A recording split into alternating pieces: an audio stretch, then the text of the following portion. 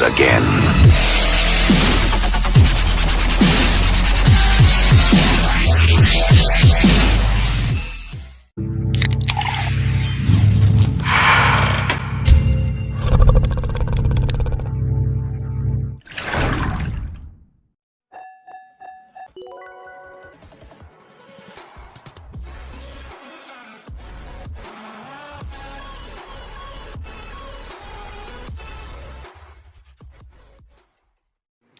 Menjelajah dunia pustaka.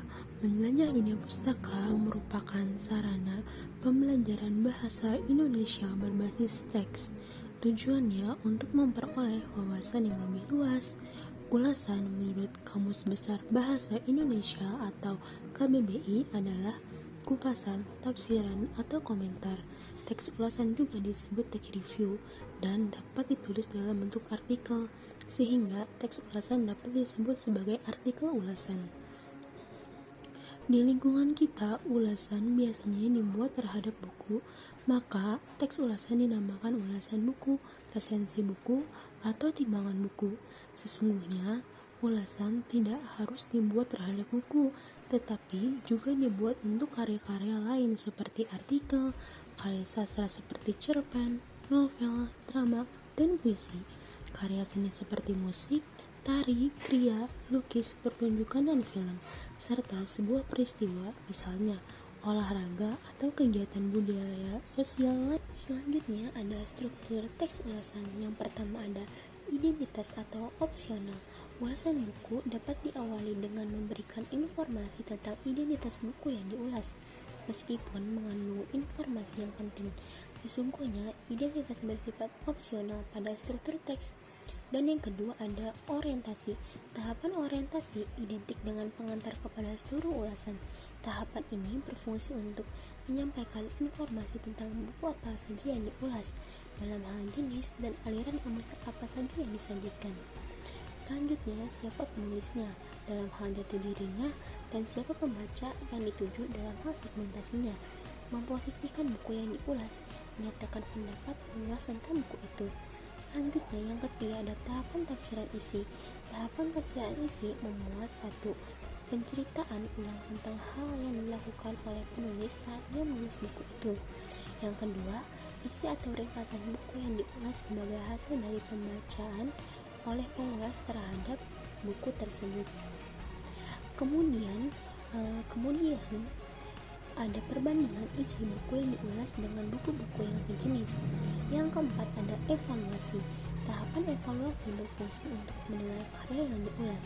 Dapat dikatakan bahwa tahapan evaluasi adalah bagian inti dari teks ulasan, karena pada tahapan inilah pengulas dituntut untuk memberikan penilaian yang analitis, objektif, dan kritis atas buku atau materi yang dia ulas.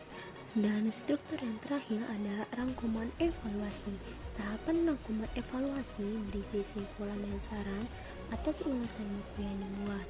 Pada bagian pertama tahap ini, penulis teks ulasan memberi simpulan akhir mengenai buku yang diulas dan pandangan subjektif pengulas atas buku yang dia ulas dengan berdasarkan pada tahapan orientasi, tafsiran isi, dan evaluasi yang dia berikan sebelumnya.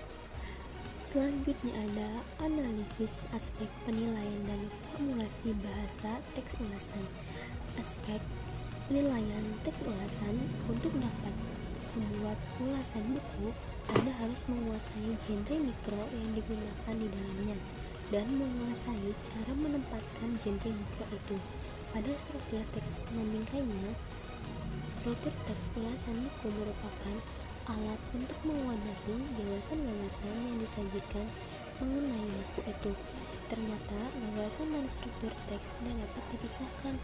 Itulah sebabnya setiap jenis teks mempunyai struktur teks baku sendiri-sendiri.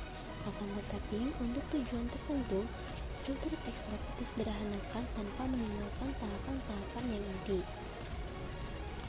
Kemudian, yang kedua, sebagai contoh, struktur teks ulasan buku dapat disederhanakan dengan menghilangkan tahapan identitas atau menyisipkan ke dalam tahapan-tahapan yang lain. Dari sini dapat dimengerti bahwa Tahapan identitas pada ulasan buku bersifat opsional, boleh ada atau boleh tidak ada. Yang kedua, ada formulasi bahasa pada teks ulasan.